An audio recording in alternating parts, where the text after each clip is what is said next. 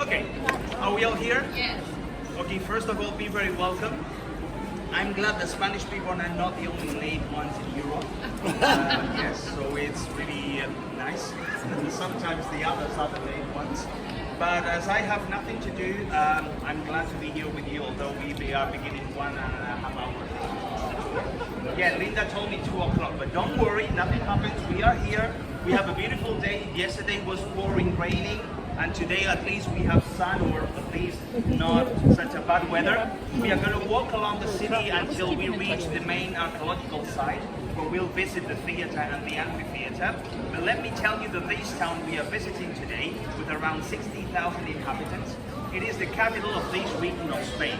In Spain there are only 2 regions where the regional capital is not a provincial city at the same time, a provincial capital at the same time.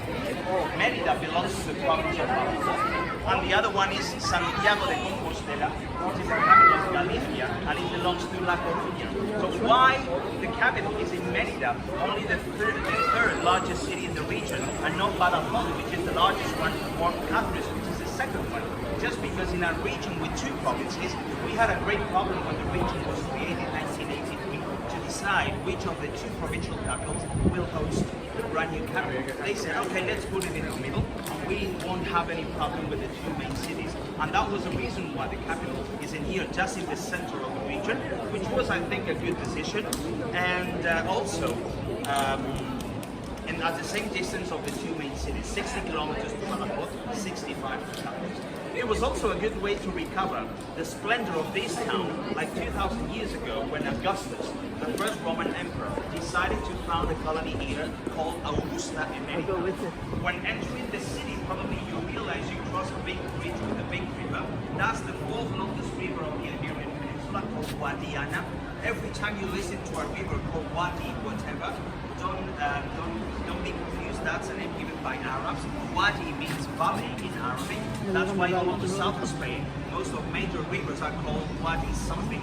Guadiana, Guadalete, Guadalhorce, Guadalmedina, Guadalquivir. All those names were actually given by the Arabs to this one too, but Romans call it Fiume Anas, the river Anas, and the Arabs call it Wadi Ana, which is the valley of the river.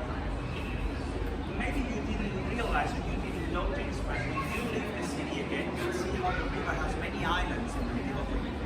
Those islands were the reason why Merida was finally found in here. Why? There's no other point as good as this one for crossing the river in 50 kilometers around. So when in 25 BC, Augustus or the Roman troops decided to found a colony here, they said, this is a great spot as the locals are already using the islands for crossing the river during flooding season. So if we build a city here, they will go on crossing. Besides, we are going to build a bridge, so they will use the bridge, it will be even easier, and they will be forced to cross. There's no other way to do it, and we will control everybody doing that.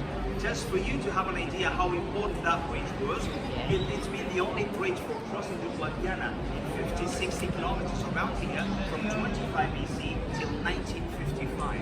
Wow. 1955, finally a second bridge was erected, and at least the national road going from Madrid to Lisbon, crossing the Roman bridge, was diverted to a new one, probably the one you crossed, and at least the Roman bridge was only for local traffic. Only 1991, the Roman bridge was finally closed to traffic. A nice walk for this evening if you feel like walking. It's beautiful. 800 meters long bridge. It is the longest bridge existing in the world built by the Romans. There was a longer one over the Danube River between today's Serbia and Romania, but it was made of wood and unfortunately disappeared centuries later. So the only one left, as long as this one, is the one of Merida.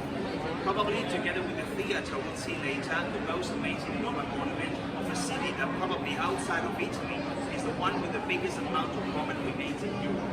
So there's a huge amount of remains, and how away to the ruins, the main archaeological site, we'll see some of them. Actually, we have one around the corner. There's a table of Spaniards having lunch there, so I'm not going to be able to speak, but that's fine.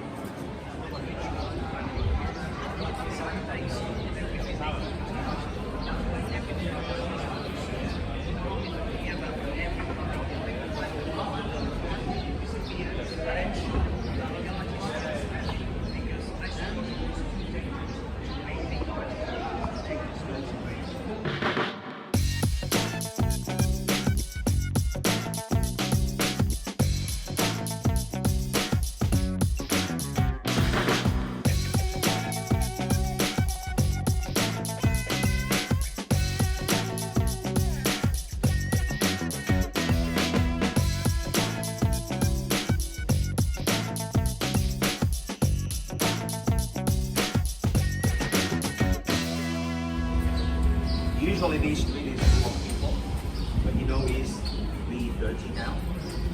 Siesta time. Siesta time, yeah. So everything's closing. And people is having lunch and sleeping a little bit, which is nice because that's the only hour in the day where I can show you this that being pushed by everybody here and there. What is this? Well, this is a symbol. We found it in coins minted in Merida in Rome. That's in here where you can read the real name, Augusta Emerita. And by the way, I didn't tell you that, Augusta after Augustus, the emperor, and Emerita, because this is a word in Latin for naming retired soldiers of Roman legions. I think we have the same word in English for professors, emeritus professors. It is exactly the same word coming from Latin. So this city was populated with soldiers that were retired and rewarded having the chance of coming and populate one of the brand new cities founded after they won the Cantabrian Wars at the very north of the Iberian Peninsula. Just think that Romans took 200 years to control the Iberian only 20 to control what we call the Grand now, so 10 times more. Local tribes in the area were really harsh, they were really tough, and that's why it took so long. So they were settling and bringing people to these abandoned areas, and this was one of the colonies that was.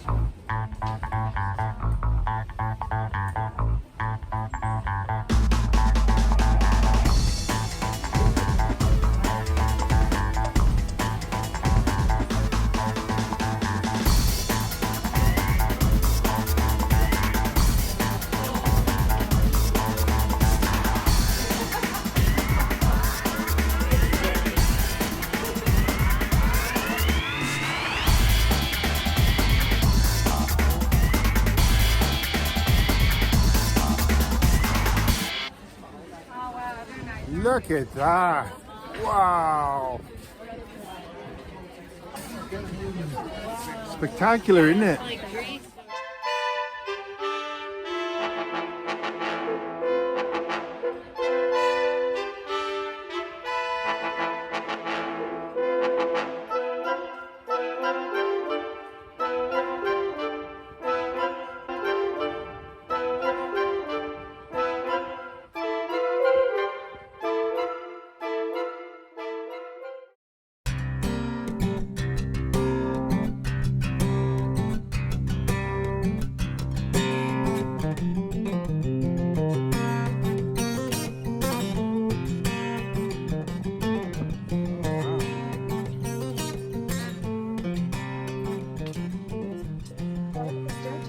Beautiful.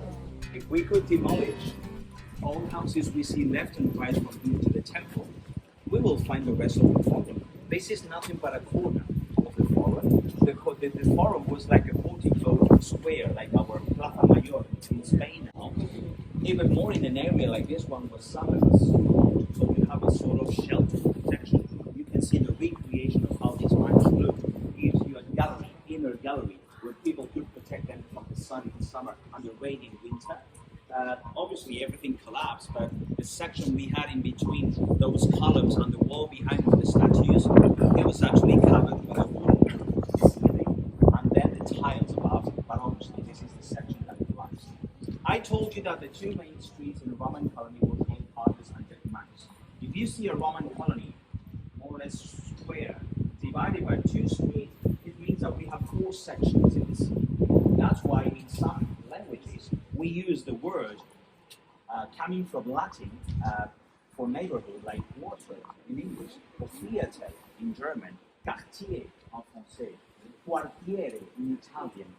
The only two big languages that don't use the word coming from that conception of Latin is Portuguese.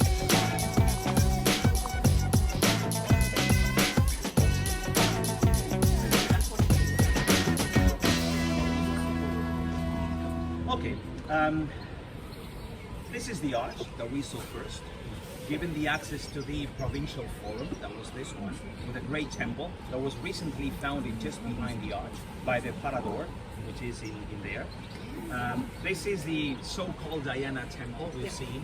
So we came this way, we passed by this, And the section to the wall we just saw underneath that house is probably this one in here. So this was the city limits, and in a colony founded where there was nothing before, Romans could plan where every building should be, or they wanted them to be. Why? Because as a provincial capital, we assumed that the games organized in Merida were not only the most important one for the locals, but for the whole Lusitania. So there were a lot of people coming over, and it wouldn't have been a great idea to have such big buildings like the amphitheater for gladiatorial games, 16,000 spectators, and the theater for plays for 6,000, which means 22,000 people were going to be moving around a relatively small space in the heart of the Roman colony. So they built it on purpose at the very end. Those coming from outside, they just got into the buildings without bothering the rest of the colony. And those living in here, they just have to move to the edge. Yeah, smart. But what happened when Merida disappeared as a Roman colony? Visigoth times, Moorish times, and Christian times, Merida shrank. Merida was much smaller than we can see right now, and they suddenly became the outskirts of Merida. All those people stole everything they wanted to use, marbles and columns and statues and stones and everything, capitals, everything they could reuse. So this was like a Roman-style Home Depot, where people could go over and steal things. And when there was no more to steal, they used to empty holes in the outskirts of the city in medieval times became the city dump. And for nearly 1,200 years, garbage and debris of Merida were brought and accumulated in the old space of theater and amphitheater until they were able to fill it 10 meters. Whoa! The structures were almost covered. You could see something, but they were almost covered. Many people feel sorry when I say this, but I usually say how lucky we were that that happened, because Yes, garbage preserved it. covered and protected the structure. Well, I'm talking about it was abandoned around the 4th century, and it wasn't excavated until 1910, only 100 years ago. 1910, this was the outskirts of Merida that was really small, and it was private owned. This was all planted with chickpeas. So this was a garbanzo being field 1910.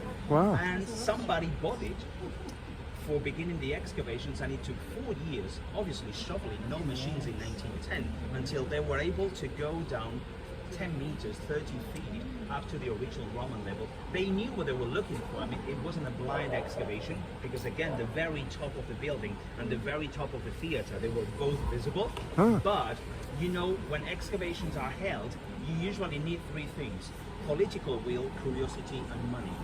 Only when those 3 things come together, excavations are possible. Sometimes you have curiosity, but there's no political will. Sometimes you have money, but there's no political will. Sometimes there are political will, but there's no money. So when 3 things come together, and this is what happened here, probably the best archaeological site in the city, although everything you can see around in a way is quite visible. Again, every time things were demolished, things were popping up, and we've been able to keep some of them.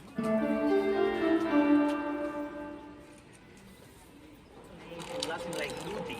Ludi means games, but gladiatorial games were named as moneda. In Etruscan and Samnite times, the Samnites in the south around Naples and the Etruscans north of Rome around Tuscany, more or less, they were both tribes taken over by Romans, and they had traditions. When somebody that was very important died, they put 2 men, usually condemned to death or slaves or prisoners of war, to fight against each other. One of them was killed, and his blood was offered to the soul of the dead one. And that, the essence of that cruel offering to dead people, became a public show in Roman times. Obviously, as we didn't have a building for that purpose, at the very beginning, gladiatorial games happened in the forum. They have, like in some Spanish villages, where you have wooden stands for the corridas de toros during the local fairs, and then everything is dismounted and dismantled. Something similar. But games became more and more popular, and that's when they began to build specific buildings for that purpose. And the very first amphitheaters, they were made of 2 wooden theaters. You have a semi-round theater, you put it with another one against or in front of the other, and there you go, you have an amphitheater. Actually, amphi in Greek means double. So an amphitheater is a double theater. And from the very first one we built this way, every single building for gladiatorial games was known as amphitheater, except in one, the amphitheater Flavius that everybody knows as the Colosseum. Let me tell you that the one I'm going to show you this afternoon is nearly 1 century older than the Colosseum of Rome. The Colosseum of Rome was only erected on 80 AD. This one dates back from ADC, so this is 88 years older than the Colosseum of Rome. There are only 2 older amphitheaters in the Roman world. One is called Capua, north of Naples, and the other one is called Pompeii, south of Naples, both 1st and 2nd century BC. But the famous ones we know, like Pula in Croatia, Algem in Tunisia, or Verona in Italy, or the Colosseum, or Tarragona in Spain, or Italica by Seville, they're 1st and 2nd century BC. So this is really old, 16,000 spectators, no more used since Christianity became the official religion all over the Roman Empire, and those games were considered immoral for a brand new Christian rulers. And the building lost its original use, and it became the quarry for everything they wanted to do. That's why what we mainly preserved or maintained was the core of the building, made in what Romans called opus caementitium, concrete. And that's the structure you can see right now. But this is much more visible from inside. That's what we are going to do right now.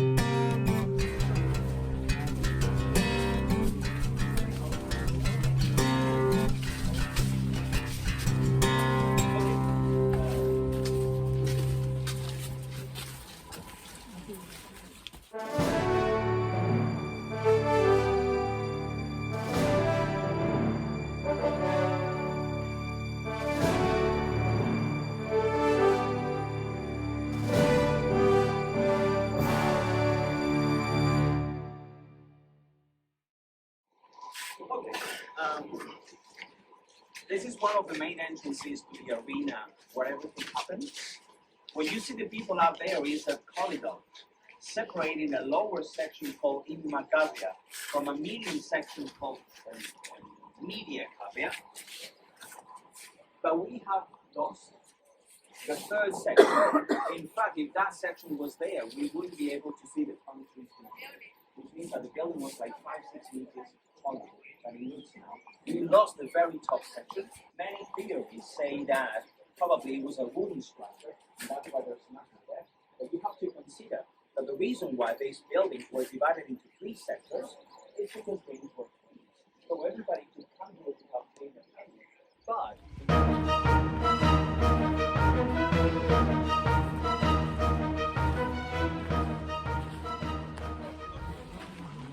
when we got to the arena level here now, we found 4 rooms, left and right of those monumental arches, 2 here and 2 on the other side. And we didn't know exactly what those rooms were used for. Some people pointed out that maybe they had been this section for, the room where gladiators used to be confined for living for their lives. But look at the height of this. A little bit low. Romans were not that short. An average Roman was between 165 and 170. I'm 173 centimeters, and I have to bend over if I want to get there. So what's the meaning of below a sector if it was supposed to be used by people? Or maybe it wasn't. So that was for the animals. In fact, once we excavated in there, 1950s, 2050s, after the Spanish War, they found animal bones down there. And those bones were identified with boars, bears, bulls, and deer. Because, by the way, animals you still find, except in bears that are in danger of extinction in northern Spain, but the rest, they're really common in the area. So they used